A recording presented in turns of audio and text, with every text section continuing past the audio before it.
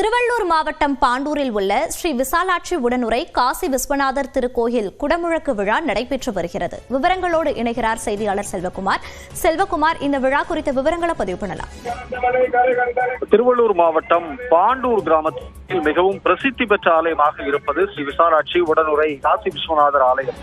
அதாவது ஒரு குளத்தில் இருந்து கண்டெடுக்கப்பட்ட சிவலிங்கம் குளக்கரையில் வைத்து வழிபாடு செய்யப்படுகிறது. இதையடுத்து அருகில் கோயில் கட்டப்பட்டு 2000 ஆண்டுகள் பழமை வாய்ந்த கோயிலாக இருந்து வருகிறது. பஞ்ச பாண்டவர்கள் வழிபட்ட ஒரு ஸ்தலமாகவும் இருக்கிறது. காசி ராமேஸ்வரம் சென்று வழிபட்டால் என்ன நன்மை கிடைக்குமோ அதே போன்ற நன்மை கிடைக்கும் என்பது ஒரு ஐதீகம். இந்த நம்பிக்கையின் காரணமாக ஏராளமான பக்தர்கள் இங்கு வந்து வழிபடுவது வழக்கம்.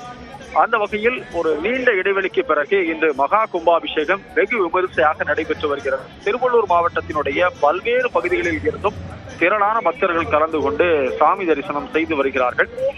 காசி விஸ்வநாதரும் விசாலாட்சியும் தங்கள் நம்பிக்கைக்கு உரியவர்களாக இருக்கிறார்கள். தங்களுடைய வழிபாடு வேண்டுதல்களை நிறைவேற்றி தருபவர்களாக இருக்கிறார்கள் என்பது இங்க வந்து இருக்கக்கூடிய பக்தர்களினுடைய கருத்தாக இருக்கிறது.